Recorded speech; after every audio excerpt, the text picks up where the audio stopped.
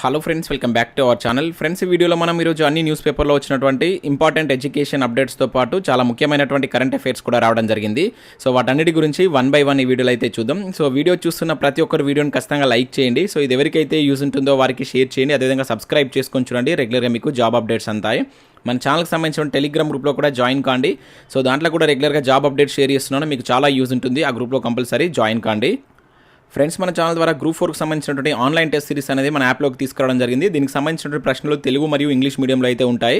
Topic వైజ్గా 100 టెస్టులు అయితే దీనిలో ఉండడం జరుగుతుంది. అదేవిధంగా 5 గ్రాండ్ టెస్టులు అయితే ఉంటాయి, పేపర్ 1 అండ్ పేపర్ 2కి సంబంధించి. ఇంకా అదే కాకుండా గ్రూప్ 2, గ్రూప్ 3కి యూజ్ అయ్యేటువంటి ఎకానమీ టెస్ట్ సిరీస్ కావచ్చు, గ్రూప్ 1 ప్రిలిమ్స్కి సంబంధించిన టెస్ట్ సిరీస్ కూడా మన యాప్లో అయితే అందుబాటులో ఉంది. ఇంకా ఇండివిజువల్గా తెలంగాణ కల్చర్కి సంబంధించి గ్రాండ్ టెస్ట్ టాప్ 100 బిట్స్తో సంబంధించినటువంటి ఒక టెస్ట్ కావచ్చు, దాంతోపాటుగా ప్రభుత్వ పథకాలకు సంబంధించిన గ్రాండ్ టెస్ట్ కూడా అందుబాటులో ఉంది. ఇంకా గ్రూప్ 2కి సంబంధించి కావచ్చు, ఆర్థమెటిక్కి సంబంధించిన full video courses and current affairs PDF కూడా మీరు 20 రూపీస్ చెల్లించి డౌన్లోడ్ చేసుకోవచ్చు పీడిఎఫ్ని కూడా. ఇంకా అదే కాకుండా సబ్జెక్ట్ వైజ్గా ఇండియన్ పాలిటిక్స్ సంబంధించిన టెస్ట్ సిరీస్ కావచ్చు, అండ్ తెలంగాణ చరిత్ర, తెలంగాణ ఉద్యమ చరిత్ర, జనరల్ సైన్స్కి సంబంధించిన టెస్ట్ సిరీస్ కూడా ఉన్నాయి. వీటన్నిటికి సంబంధించినటువంటి శాంపిల్ టెస్టులు, శాంపిల్ పీడిఎఫ్స్ మన యాప్లో అయితే ఉన్నాయి. ఒకసారి చెక్ చేసిన తర్వాత నచ్చితే దానికి సంబంధించినటువంటి కోర్స్ అయితే తీసుకోండి. యాప్ లింక్ కింద డిస్క్రిప్షన్లో ఉంటుంది. ప్రతి ఒక్కరు డౌన్లోడ్ చేసుకొని చెక్ చేయండి. ఫ్రెండ్స్, ఈరోజు న్యూస్ పేపర్లో వచ్చినటువంటి అప్డేట్స్ కనుక చూసినట్లయితే మనకు ఫస్ట్ అప్డేట్ వచ్చేసి కాంపిటేటివ్ ఎగ్జామ్స్కు ఏర్పాట్లు పూర్తి అని చెప్పేసి ఇక్కడ వెలుగు న్యూస్ పేపర్లో ఒక అప్డేట్ అయితే మనం చూడవచ్చు. సో కొంచెం నెట్ ఇష్యూ వల్ల ఈరోజు వీడియోని అయితే కొంచెం లేట్గా అప్లోడ్ చేయడం జరుగుతుంది. అభ్యర్థులు దాన్ని అయితే అర్థం చేసుకోండి. సో ఇక్కడ దీనికి సంబంధించినటువంటి ఇన్ఫర్మేషన్ కనుక చూసినట్లయితే TSPSC నిర్వహించేటువంటి డ్రగ్ ఇన్స్పెక్టర్ కావచ్చు, అదేవిధంగా అసిస్టెంట్ ఎగ్జిక్యూటివ్ ఇంజనీర్ పోస్టుల ఎగ్జామ్స్కు ఏర్పాట్లు పూర్తి చేశామని చెప్పేసి ఇక్కడ అడిషనల్ కలెక్టర్ ఎస్ వెంకటేశ్వర్లు గురువారం తెలిపారంటే ఇక్కడ చూడవచ్చు. సో ఇది మనకు భద్రాద్రి కొత్తగూడెం సంబంధించిన అప్డేట్.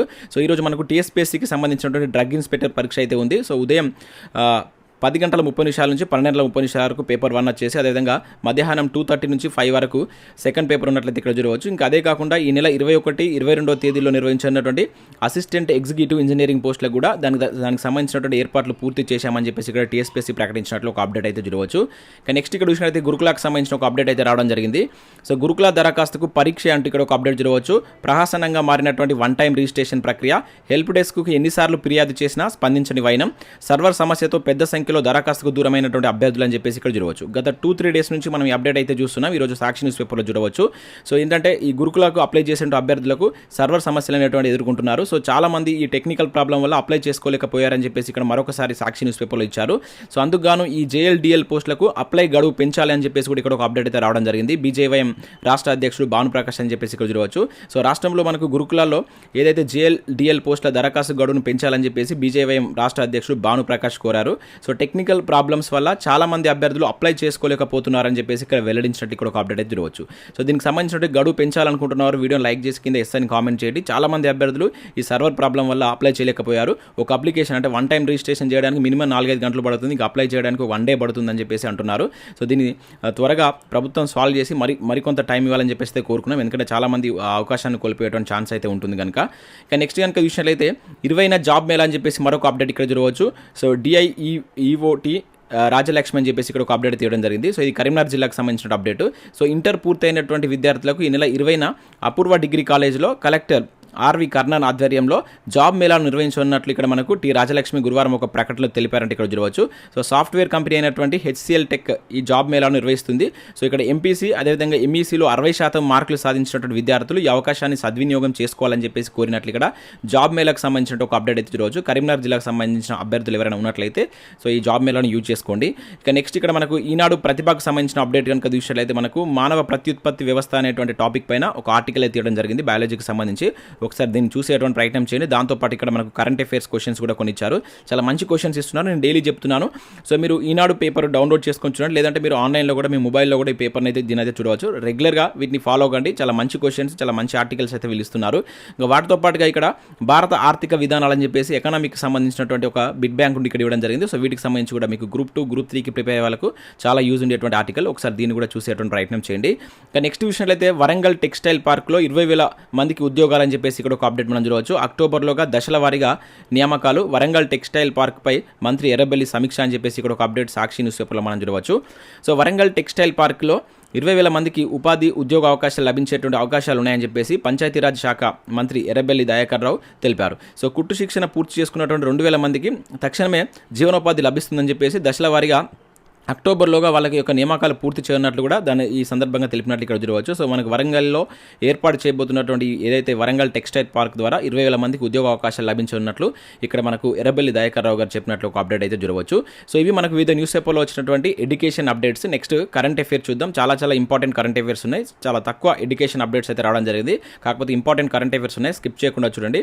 చూసే ప్రతి ఒక్కరు ఖచ్చితంగా లైక్ చేయండి. డైలీ 1 to 2 hours వర్క్ చేసి ఇన్ఫర్మేషన్ మీకు అందిస్తున్నాం. చాలామంది చూస్తున్నారు కానీ లైక్ చేయట్లేదు. కరెంట్ అఫేర్స్, ఎడ్యుకేషన్ అప్డేట్స్ ఒకటి దానిలో ఇస్తున్నాం కనుక కంపల్సరీ లైక్ చేసి మీ మిత్రులకైతే షేర్ చేయండి. సో ఇక్కడ మనం ఫస్ట్ కరెంట్ అఫేర్ కనుక చూసినట్లయితే ఇది కరెంట్ అఫేర్, అదేవిధంగా ఎడ్యుకేషన్ సంబంధించిన అప్డేట్ కింద అయితే మనం చూడవచ్చు.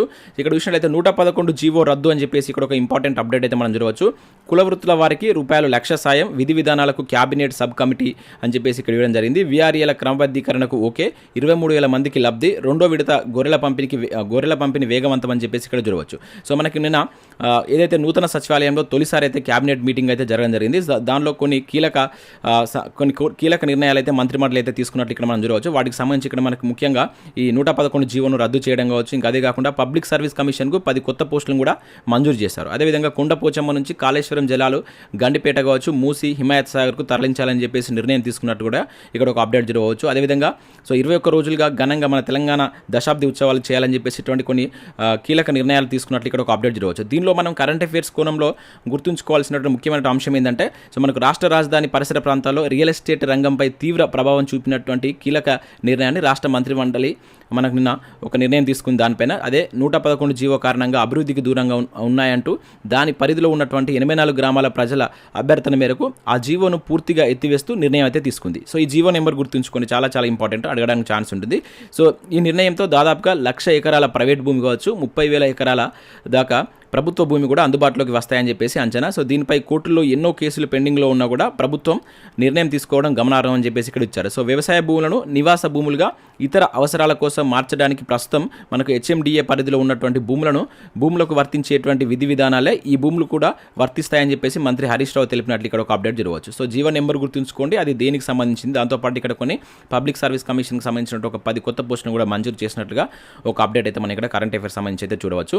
సో నెక్స్ట్ కరెంట్ అఫేర్ కనుక చూసినట్లయితే కిరణ్ రిజిజుకు ఉద్వాసన అని చెప్పేసి ఇక్కడ ఒక అప్డేట్ మనం చూడవచ్చు. సో భూ విజ్ఞాన శాస్త్ర శాఖకు బదిలీ, నూతన న్యాయశాఖ మంత్రిగా అర్జున్ రామ్ మేఘ్వాల్ అని చెప్పేసి ఇక్కడ ఒక అప్డేట్ అయితే రావడం జరిగింది. సో మనకు కేంద్ర మంత్రివర్గంలో గురువారం కొన్ని కీలక మార్పులు అయితే చోటు చేసుకున్నట్లు ఇక్కడ మనం చూడవచ్చు. సో న్యాయశాఖ మంత్రిగా పనిచేస్తున్నటువంటి ఎవరైతే మనకు మంత్రి కిరణ్ రిజిజును మంత్రిత్వ శాఖ నుంచి ప్రధానమంత్రి తప్పించడం జరిగింది. సో ఆయనకు భూ విజ్ఞాన శాస్త్ర శాఖనైతే అప్పగించారు. సో ఈ రిజిజు స్థానంలో మనకు రాజస్థాన్ దళిత నేత, మాజీ IAS అధికారి, మంత్రిమండలిలోని పార్లమెంటరీ సాంస్కృతిక వ్యవహారాల శాఖ సహాయ మంత్రిగా ఉన్నటువంటి అర్జున్ రామ్ మేఘ్వాల్ను న్యాయశాఖ మంత్రిగా నూతన మంత్రిగా అయితే నిర్వహించడం జరిగింది. సో ఇక్కడ మనం 2 గుర్తుంచుకోవాల్సి ఉంటుంది. నూతన న్యాయశాఖ మంత్రి ఎవరు? సో ఇక్కడ మేఘ్వాల్ అని చెప్పేసి గుర్తుంచుకోండి. సో అంతకు ముందు ఉన్నటువంటి కిరణ్ రిజిజు ఏ మంత్రిత్వ శాఖకు బదిలీ చేయబడ్డాడు అనేది కూడా గుర్తుంచుకోవాల్సి అయితే ఉంటుంది. భూ విజ్ఞాన శాఖకు సంబంధించి ఇతను బదిలీ చేయడం జరిగింది. సో మనకు కేంద్రంలో ఉన్నటువంటి ఏదైతే మనకు సూపర్ క్యాబినెట్ ఉంటారో క్యాబినెట్ పదవులకు సంబంధించినటువంటి వ్యక్తులు ఉంటారు కదా, వాళ్ళకి ఏ శాఖలు అనేది కంపల్సరీ గుర్తుంచుకోండి. కాంపిటేటివ్ ఎగ్జామ్లో ఎప్పుడైనా మనకి ఇక్కడ నుంచి క్వశ్చన్ అడగాలనుకుంటే మనకి ఏదైతే ఈ క్యాబినెట్లో ఉన్నటువంటి వ్యక్తుల యొక్క పదవులపైన ఎక్కువ అడగడానికి ఛాన్స్ ఉంటుంది. సో వాటిని మీరు ఒకసారి గుర్తుంచుకునే ప్రయత్నం చేయండి. వీలైతే వాటిని కింద కామెంట్ చేసేటువంటి ప్రయత్నం చేయండి. కానీ నెక్స్ట్ కరెంట్ అఫేర్ కనుక చూసినట్లయితే మనకు 1100 ఏళ్ల నాటి బైబిల్కు ₹314 కోట్లు అని చెప్పేసి ఇక్కడ ఒక అప్డేట్ మనం చూడవచ్చు. ఇక్కడ చూసినట్లయితే మనకు కోడెక్స్ సాసున్ అనేటువంటి హిబ్రూ బైబిల్ ప్రపంచంలోనే అతి పురాతనమైనటువంటి బైబిల్లో ఒకటి అని చెప్పేసి ఇక్కడ ఇవ్వడం జరిగింది. 1100 ఏళ్ల నాటి ఈ బైబిల్ను న్యూయార్క్లో అమ్మకానికి పెడితే ₹314 కోట్లకు ధర పలికిందని చెప్పేసి ఇక్కడ ఇచ్చారు. సో చేతితో రాసినటువంటి ఈ బైబిల్ వేలంలో ప్రపంచంలోనే అత్యధికంగా ధర పలికినటువంటి రాత ప్రతుల్లో ఒకటిగా నిలిచిందని చెప్పేసి నిర్వాహకులు తెలిపినట్లు ఇక్కడ ఒక అప్డేట్ అయితే చూడవచ్చు. సో దీన్ని కొనుగోలు చేసినటువంటి వ్యక్తి వచ్చేసి ఆల్ఫైడ్ బి మోసెస్ అనేటువంటి వ్యక్తి దీన్ని కొనుగోలు చేయడం జరిగింది 314 కోట్లకు అని చెప్పేసి ఇక్కడ మనం గుర్తుంచుకోవాల్సి ఉంటుంది. సో ఇది న్యూయార్క్కి సంబంధించి ఎక్కడ అని చెప్పేసి అడుగుతారు. సో ఏంటిదని చెప్పేసి అడగవచ్చు. ఇక్కడ 1100 ఏళ్ల నాటి బైబిల్ అన్నమాట. ఎంతకు ఈ ధర పలికిందంటే 314 కోట్లు. సో దీని యొక్క స్పెషాలిటీ ఏంటంటే సో చేతి రాతతో రాసినటువంటి బైబిల్లో అత్యధికంగా ధర పలికినటువంటి వాటిలో ఇది ఒకటి అనమాట. సో అది దీనికి సంబంధించిన ఇంపార్టెన్స్ గుర్తుంచుకునేటువంటి ప్రయత్నం చేయండి.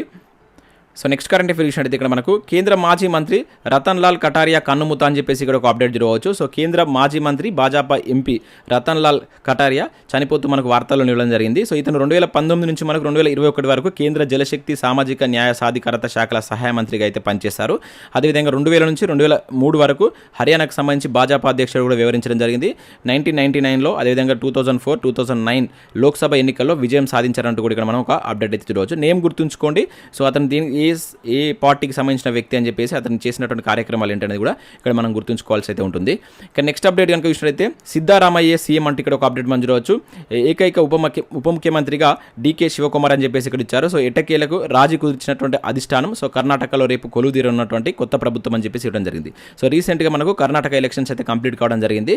సో దాంట్లో మొత్తం అక్కడ ఉన్నటువంటి 224 సీట్లో 135 సీట్లతోటి సో మనకు కర్ణాటకలో కాంగ్రెస్ ప్రభుత్వం అయితే రావడం జరిగింది. సో దానికి సంబంధించి నిన్న సీఎం వ్యక్తిని అయితే ఇక్కడ ఖరారు చేశారు. సిద్ధారామయ్యను సీఎంగా నియమిస్తున్నట్లు సో ఇక్కడ అధిష్టానం అయితే నిర్ణయం తీసుకుంది. ఇక్కడ మీరు గుర్తుంచుకోవాల్సింది ఏంటంటే కరెంట్ అఫేర్స్ కోణంలో అక్కడ ఉన్నటువంటి సీట్లేని కాంగ్రెస్కి ఎన్ని సీట్లు వచ్చాయి అండ్ సీఎం ఎవరు, ఓకేనా. సో ఇక్కడ సీఎంకి సంబంధించి డీకే శివకుమార్ అదేవిధంగా సిద్ధారామయ్య ఎవరు నియమించాలని చెప్పేసి గత 3-4 డేస్ నుంచి అయితే అధిష్టానం చాలా చర్చలు అయితే చేసింది. సో ఫైనల్గా ఇక్కడ సిద్ధారామయ్యను సీఎంగా నియమించినట్లు ఇక్కడ చూడవచ్చు. సో సిద్ధారామయ్య ఎన్నో సీఎంగా ఇప్పటివరకు కర్ణాటకకు ఎన్నో సీఎంగా ఇతను చేశాడు, ఇప్పుడు దీంతో కలుపుకుంటే అనేది కింద కామెంట్ చేయండి. ఇంతకు ముందు కూడా అతను సీఎంగా చేశాడు. సో ఇది ఎన్నోసారి అనేది కింద కామెంట్ చేసేటువంటి ప్రయత్నం చేయండి. సో నెక్స్ట్ అప్డేట్ కనుక ఇక్కడ చూసినట్లయితే మనకు రాష్ట్రానికి మెడ్ట్రానిక్ అని చెప్పేసి ఇక్కడ ఒక అప్డేట్ మనం చూడవచ్చు. పరిశోధన అభివృద్ధి కేంద్రం ఏర్పాటుకు ప్రసిద్ధ వైద్య పరికరాల సంస్థ నిర్ణయం అని చెప్పేసి ఇక్కడ ఇచ్చారు. రూపాయలు 3,000 కోట్ల పెట్టుబడులు, ఇక్కడ యాక్యూజెన్ మరో 1,000 కోట్ల పెట్టుబడి అని చెప్పేసి ఇక్కడ ఒక అప్డేట్ అయితే రావడం జరిగింది. సో మనకు వైద్య పరికరాల ఉత్పత్తిలో ప్రపంచంలోనే ప్రసిద్ధి సంస్థ అయినటువంటి మెడ్ట్రానిక్ తెలంగాణలో రూపాయలు 3,000 కోట్లతో పరిశోధన మరియు అభివృద్ధి కేంద్రాలను ఏర్పాటు చేయాలని చెప్పేసి నిర్ణయించినట్లు ఇక్కడ ఒక అప్డేట్ చూడవచ్చు. సో చాలా ఇంపార్టెంట్. సో ఇటువంటి వాటిని మనకు నేరుగా అడుగుతారు. సో దీంతో పాటు ఇక్కడ యాక్యూజెన్ అనేటువంటి మరొక సంస్థ కూడా 1,000 కోట్లతోటి మన తెలంగాణలో సో వాళ్ళ యొక్క సంస్థను ఏర్పాటు చేయనట్లు ఇక్కడ ఒక అప్డేట్ అయితే చూడవచ్చు. సో మనకు కేటీఆర్ గారు న్యూయార్క్ పర్యటనలో ఉన్నారు. సో దానిలో భాగంగా సో ఇటువంటి కొన్ని కీలక ఒప్పందాలు కుదిరినట్లుగా ఇక్కడ మనం చూడవచ్చు. సో నెక్స్ట్ కరెంట్ అఫేర్ కనుక చూసినట్లయితే భారత్కు తహవ్వుర్ రానా అని చెప్పేసి ఇక్కడ ఒక అప్డేట్ మనం చూడవచ్చు. ముంబై దాడుల నిందితుడు అప్పగింతకు సరైనటువంటి అమెరికా న్యాయస్థానం అని చెప్పేసి ఇక్కడ ఒక అప్డేట్ అయితే రావడం జరిగింది. సో ముంబై దాడులు ఏదైతే మనకు 26/11 కీలక నిందితుల్లో ఒకడైనటువంటి తహవ్వుర్ రానాను అప్పగించాలని భారత్ చేసినటువంటి అభ్యర్థనకు ఆమోదం అయితే లభించింది. సో రానా విడుదలకు అంగీకరిస్తూ అమెరికాలో ఉన్నటువంటి కాలిఫోర్నియా జిల్లా కోర్టు న్యాయమూర్తి అయినటువంటి జాక్వెలిన్ చూజున్ ఈ నెల 16న 48 పేజీల తీర్పును అయితే వెలువరించడం జరిగింది. సో భారత్ అమెరికా మధ్య ఉన్నటువంటి నేరస్తుల అప్పగింత ఒప్పందానికి అనుగుణంగా 62 ఏళ్ల రానాను భారత్కు అప్పగించాలని చెప్పేసి ఆ తీర్పులో పేర్కొన్నట్టు ఇక్కడ ఒక అప్డేట్ అయితే చూడవచ్చు. సో మనకి ఏదైతే 2008 నవంబర్ 26న జరిగినటువంటి దేశ ఆర్థిక రాజధాని ముంబైలో జరిగినటువంటి ఏదైతే మనకి 26/11 దాడులో దాదాపుగా 166 మంది అయితే చనిపోవడం జరిగింది. అయితే దీనిలో మనకు ఎవరైతే ఈ పాకిస్తాన్ మూలాలు ఉన్నటువంటి కెనడా వ్యాపారవేత్త అయినటువంటి తహవ్వుర్ రానా సో ముంబై దాడులకు ఆర్థికంగా సహాయం చేశాడనే ఆరోపణలు అయితే ఎదుర్కొంటున్నాడు. సో ప్రజెంట్ ఇతను అమెరికాలో ఉన్నటువంటి ఏదైతే మనకు లాస్ ఏంజిల్ ఫెడరల్ లాకప్లో అయితే ఉన్నారు. సో ఇతన్ని భారత్కు అప్పగించాలని చెప్పేసి అక్కడ ఉన్నటువంటి కోర్టు అయితే నిర్ణయం తీసుకున్నట్లు ఇక్కడ ఒక అప్డేట్ అయితే మనం చూడవచ్చు. కానీ చూసినట్టు ఇక్కడ మనకు నేటి నుంచి G7 శిఖరాగ్రి సదస్సు అని చెప్పేసి ఇక్కడ ఒక అప్డేట్ మనం చూడవచ్చు. జపాన్లోని హిరోషిమాలో సమావేశం హాజరు కానున్నటువంటి ప్రధాని మోడీ అని చెప్పేసి ఇక్కడ ఒక అప్డేట్ అయితే రావడం జరిగింది. సో మనకు G7 శిఖరాగ్రి సమావేశం అనేది ఎక్కడ జరిగిందని చెప్పేసి మనకు నేరుగా క్వశ్చన్ అడగడానికి ఛాన్స్ ఉంటుంది. సో ఇక్కడ జరిగిందని చెప్పేసి అడగవచ్చు. సో జపాన్లో ఉన్నటువంటి హిరోషిమాలో జరిగిందని చెప్పేసి గుర్తుంచుకోండి. దీనికి మన ప్రధాని మోడీ గారు కూడా హాజరు కానున్నారు. సో ఇవి మనకు వివిధ న్యూస్ పేపర్లో వచ్చినటువంటి ఇంపార్టెంట్ ఎడ్యుకేషన్ అప్డేట్స్ అదేవిధంగా కరెంట్ అఫైర్స్. సో వీడియో నచ్చినట్లయితే లైక్ చేసి మీ మిత్రులకైతే షేర్ చేయండి. Thanks for watching. Thank you everyone.